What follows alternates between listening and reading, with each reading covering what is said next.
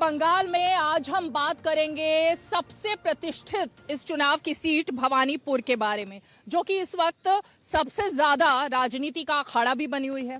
और मेरे पीछे आप ये देखिए विक्टोरिया मेमोरियल, ये सफेद संगमरमर की इमारत ही सिर्फ नहीं है, बल्कि इसने बहुत कुछ जिया है, बहुत कुछ देखा है। बदलता हुआ बंगाल, उसकी शान, और उसके बाद आज का बंगाल।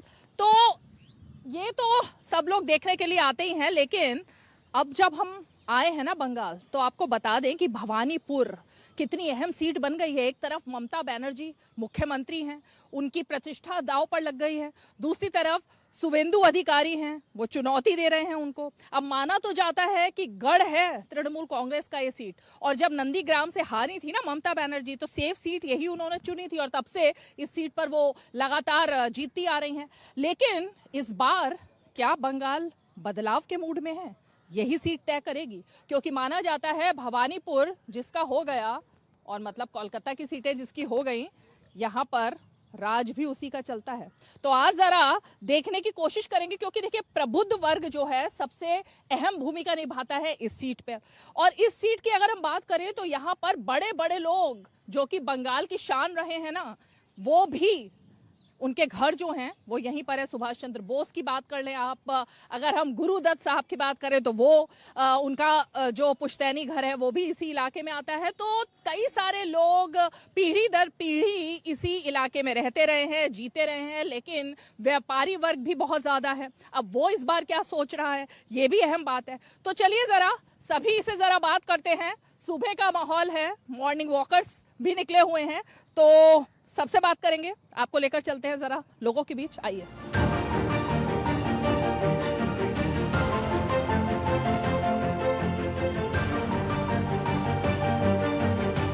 तो सुबह में देखिए जब लोग मॉर्निंग वॉक से आते हैं, तो सबसे बड़ा जो कल्चर दिखाई देता है यहाँ पर भवानीपुर में, कोलकाता की जो सबसे प्रतिष्ठित सीट है, ये है चाय पर चर्चा।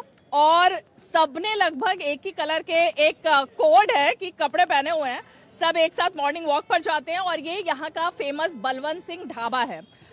पहले वॉक करते हैं, पसीना बहाते हैं, कैलोरीज बर्न करते हैं, उसके बाद यहाँ आके उतनी कैलोरी बढ़ा भी लेते हैं। देख लेते हैं कि आखिर 100 साल पुराना है। अच्छा, देखिए हमें दादा ने बताया कि ये 100 साल पुराना यहाँ पर ढाबा है। चाय और चाय के साथ साथ बहुत सारे हम चीजें देख रहे हैं, हम भी उसका लुत्फ उठाएंगे यहाँ पर सबके साथ में। लेकिन जरा चाय पर चर्चा पहले शुरुआत कर लेते हैं। आइए दादा, मॉर्निंग वॉक से आए आप भी? क्या यहाँ की खासियत है? चाय बहुत अच्छी है। अच्छा, चाय के अलावा और कुछ? बस वो तो सब टोस्ट अच्छा है। देखिए गर्मा गर्म चाय भी साथ साथ में आ गई है, तो चाय की इन चुस्कियों के साथ जरा राजनीति की भी कुछ चुस्कियां ले लेते हैं, क्योंकि सबसे अहम और प्रतिष्ठित हम जगह पर बैठे हुए हैं इस वक्त, और सबसे अहम सीट जिसको लेकर इस बार मुकाबला सबसे ज्यादा तगड़ा है। दादा क्या लग रहा है इस बारी भवानीपुर को लेकर? भगवान जानता है। जनता भगवान है, जनता मालिक है। जनता मालिक है। तो क्या जनता सोच रही है? कुछ नहीं मालूम साहब, कुछ नहीं मालूम। आपके मन में क्या है? आपको तो देखकर लग रहा है आपने कितने चुनाव देखे होंगे यहाँ पर। कुछ नहीं कह सकते, बोल नहीं सकते हम। तो देखिए भद्रलोक वाला पूरा इलाका है, और यहाँ सारे मैं देख रही हूँ ज्यादातर जो वोट हैं वो भद्रलोक के ही। बिल्कुल है, पलड़ा भारी है जो भी आए। हाँ बस ठीक है, मतलब मुकाबला तगड़ा है। मुकाबला तगड़ा है। मुकाबला तगड़ा है। मुद्दे क्या हैं यहाँ पर? मुद्दे क्या है, इश्यूज क्या है आप लोगों के? इश्यूज तो सब जानते हैं, पब्लिक में इस ओपन फैक्ट। लोग चेंज भी चाहते हैं, परेशान भी हो रखे हैं, कई लोग सुख मतलब नॉर्मल भी हैं, लेकिन चेंज मांगता है समय। चेंज मांगता है इतने साल बाद। सबको चेंज चाहिए ना, बिल्कुल चेंज होना चाहिए। क्या वजह, चेंज क्यों मांग रहे हैं? क्या काम नहीं हुआ या लगा? सब इंडस्ट्रियाँ बंद हो गई, काम नहीं है, व्यापार नहीं है यहाँ पर बंगाल के अंदर में, तो चेंज आने से कुछ तो फायदा होगा ही। आज उन्होंने 15 साल राज कर लिया, तो 15 साल तो बहुत लंबा पीरियड होता है। इनको चल लीजिए। अच्छा, आप लीडर हैं? अरे भाई लीडर साहब से बात करते हैं, रुकिए जरा। आपने तो देखिए गॉगल वॉगल सब लगा। मुकाबला है ही नहीं, बीजेपी जीतना ही जीतना है, कोई मुकाबला ही नहीं है। और बीजेपी आने से ही देश की तरक्की है, बंगाल की तरक्की है, इंडस्ट्री की तरक्की है, हम लोगों की तरक्की है, व्यापार की तरक्की है, सारे तरक्की के दरवाजे खुल जाएंगे और कोई मुकाबला ही नहीं है, वन साइडेड गेम है ये। बीजेपी क्या बाहरी पार्टी है, ऐसा ममता बनर्जी कह रही है? मतलब तृणमूल कांग्रेस कह रही है कि बीजेपी में तो सारे लोग वही हैं जो तृणमूल कांग्रेस छोड़ कर आए हैं। क्या बाहर के लोग आपको लगता है, या बांग्ला जो अस्मिता की बात हो रही है वो है बीजेपी के पास? अगर बीजेपी जीत जाए तो कोई ताज्जुब की बात नहीं है, ममता भी बीजेपी में शामिल हो जाए तो भी संभव है। Everything is fair in love and politics.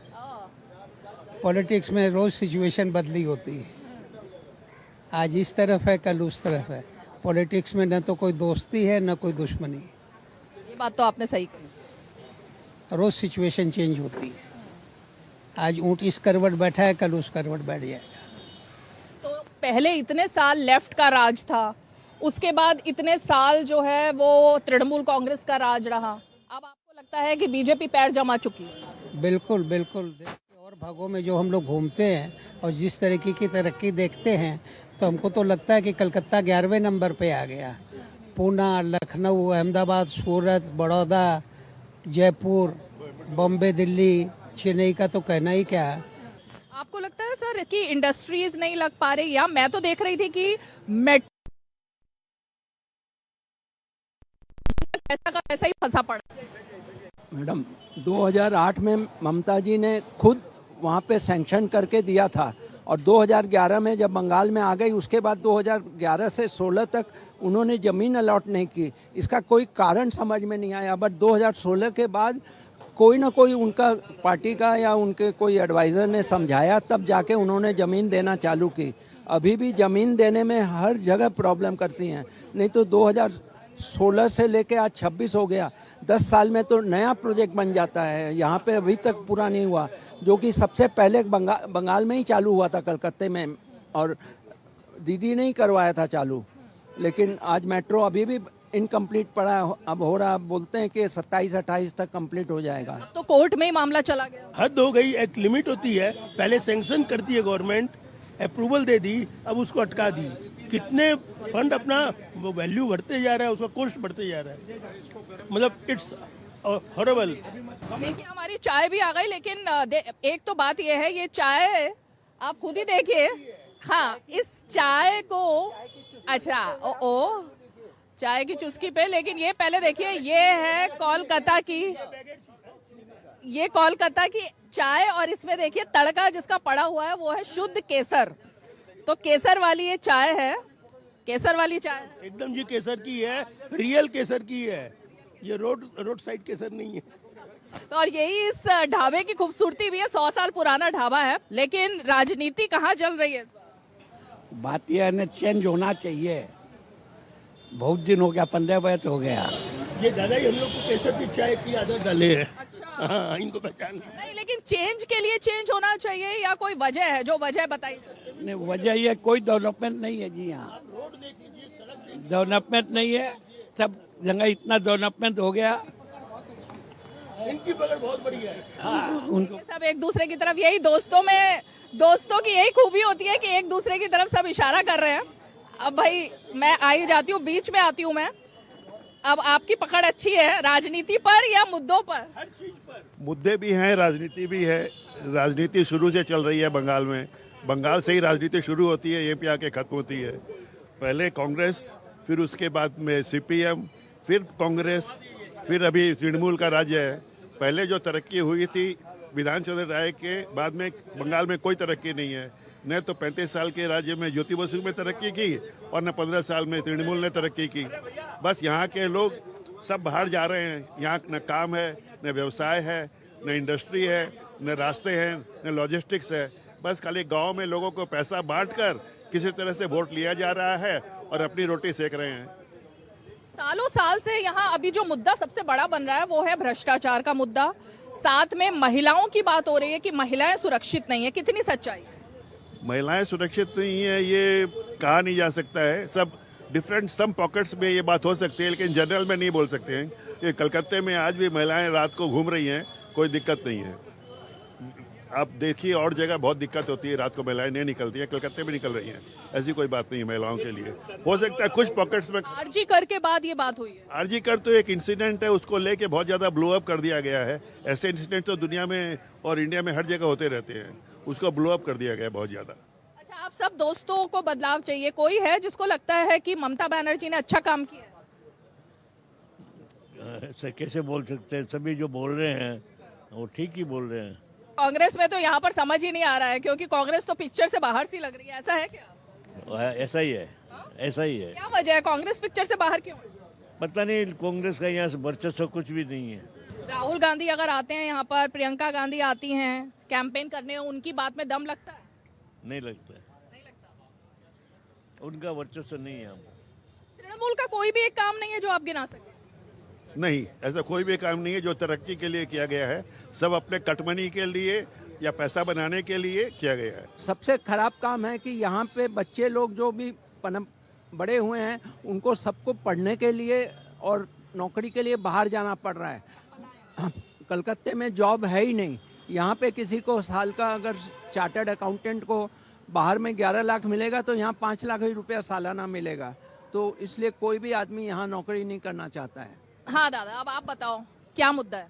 किसी भी देश की प्रगति के पीछे इंफ्रास्ट्रक्चर बहुत बड़ा रोल प्ले करता है। दूसरा इंडस्ट्रीज, आज इंडस्ट्रीज अगर हमारे देश प्रदेश में अगर इंडस्ट्रीज को प्रोत्साहन ना दिया जाए, और प्रोत्साहन हो भी नहीं रहा, पिछले कई सालों से 1970 से हम देख रहे हैं कि अच्छी अच्छी इंडस्ट्रीज यहाँ से पलायन कर रही है।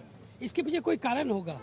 भाई कोई भी बिजनेसमैन अपना रुपया लगाता है तो 2 रुपया कमाने के लिए लगाता है। अगर उसको सुख चैन शांति ना मिले और 2 पैसे की आमदनी नहीं हो तो वो यहाँ किस लिए इंडस्ट्रीज करेगा? वही पुरुष जो यहाँ पर इंडस्ट्रीज हटा के दूसरी जगह इंडस्ट्रीज करता है। अब बातों से पता लगता है कि 5 साल 7 साल के अंदर में उसकी इंडस्ट्री वहाँ डबल हो गई। सरकार, वहाँ की लोकल संस्था, लोकल लोग वहाँ सपोर्ट करते हैं। तो बात यही है कि बिजनेसमैन को यहाँ कोई फायदा नहीं मिल रहा है और छोटे जो काम करने वाले लोग हैं उनको पलायन करना पड़ रहा है, ऐसा है? बिल्कुल बिल्कुल एकदम। यहाँ पर अब लोग पढ़ाई कर करके ऐसे बाहर चले जाते हैं। यहाँ पर कोई जॉब नहीं है और कुछ नहीं है, कोई फाइनेंस का नहीं है, कुछ भी नहीं है। और मुद्दे तो बहुत है जो कि एक्सप्लेन नहीं किए जा सकते। So we need a change. सारी बंगाल की जनता चाहती है कि एक चेंज चाहिए। अब कितना सक्सेस होगा नहीं होगा कह नहीं सकते उसको, लेकिन चेंज चाहिए उसको। ममता बनर्जी जो कह रही हैं कि बीजेपी आएगी तो बंगला बंद कर देगी, मांस मच्छी बंद कर देगी जो यहाँ की पहचान है, अंडे बंद कर देगी, मतलब तमाम ऐसी चीजें वो बता रही हैं। वो सब उनकी अपनी सोच है, वो कुछ नहीं होगा। वो सब जो चल रहा है उसे चलेगा वो, और बेटर ही होगा। हम लोगों के हिसाब से और बेटर ही होगा।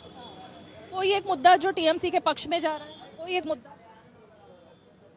टीएमसी के पक्ष में हमको तो कोई नहीं लगता कि कोई मुद्दा जा रहा है अभी कोई। वो जो रुपये के जो बांट दे रही है कि 2000 देंगे 3000 देंगे, उससे क्या होगा? उससे तो कुछ होने का नहीं है। कोई एक मुद्दा जो टीएमसी के फेवर में जा रहा है? भय, भय, डर पैदा करना। डर पैदा करना मतलब आम लोगों में या हर वर्ग के लोगों में? जनरल, हर वर्ग के।